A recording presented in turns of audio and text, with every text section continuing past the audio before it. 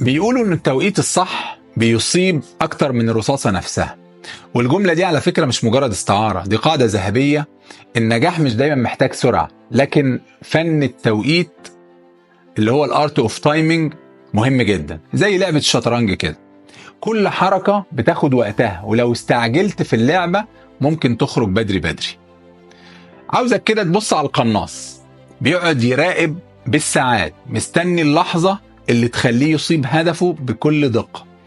فالتهور عمره ما كان شجاعة، والصبر عمره ما كان ضعف. زي ما قال المستثمر العظيم وارن بافيت، قال النجاح هو انك تعرف امتى تتحرك وكمان امتى تنتظر، لان الخطوة الصح في الوقت الغلط ممكن تضيع الحكاية كلها. التوقيت مهم جدا وما هواش ابدا حاجة ثانوية. التوقيت هو البطل الحقيقي لكل قصة كفاح. بس كده.